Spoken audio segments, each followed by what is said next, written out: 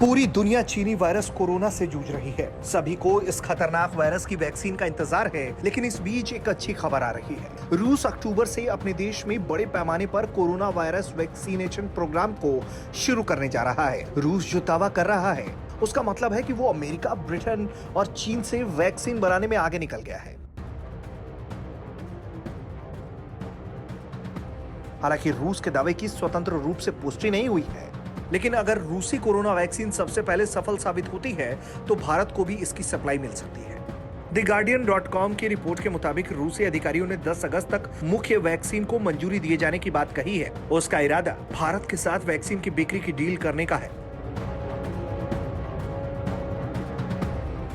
रूसी अधिकारियों ने कहा है कि भारत ने उनकी वैक्सीन खरीदने में रुचि दिखाई है। वो अगले महीने यानी सितंबर में वैक्सीन का उत्पादन शुरू कर देगा और अक्टूबर से देश में बड़े पैमाने पर वैक्सीनेशन कैंपेन शुरू करेगा। खास बात यह है कि वैक्सीन ट्रायल में तेजी लाने के लिए रूस में रिसर्चर्स ने खुद को भी वैक्सीन लगवा लिया है।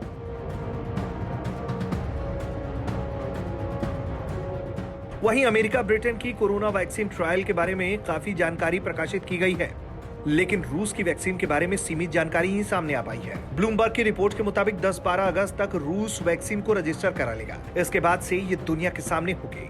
मंजूरी के साथ ही रूस हफ्ते भर के भीतर अपने नागरिकों के लिए खुराक तैयार कर लेगा।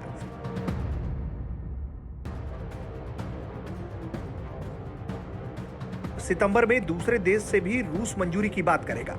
माना जा रहा है कि हर्ड इम्यूनिटी के लिए रूस में से 4 से 5 करोड़ आबादी को टीका देना होगा। चूंकि इतनी वैक्सीन एक साथ बनाना मुमकिन नहीं है, इसलिए रूस प्राथमिकता के आधार पर वैक्सीन देगा। रूस के व्यापार मंत्री डेनिस ने कहा है कि 1 महीने में रूस वैक्सीन की लाखों खुराक का उत्पादन कर सकता है। एक कंपनी रूस में 3 जगहों पर उत्पादन की तैयारी कर रही है। इससे पहले रूस के स्वतंत्र मंत्री मिलैक मुराशको ने कहा था कि क्लिनिकल ट्रायल पूरा हो चुका है और अब कागजी कार्रवाई की जा रही है। फिलहाल कोई भी वैक्सीन तभी कारगर मानी जाएगी जब उसका क्लिनिकल ट्रायल सफल हो।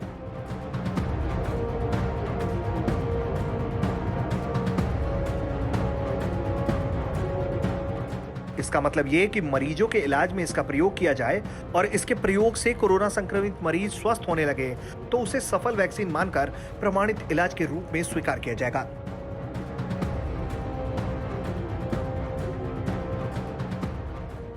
ब्यूरो रिपोर्ट, भारत तक।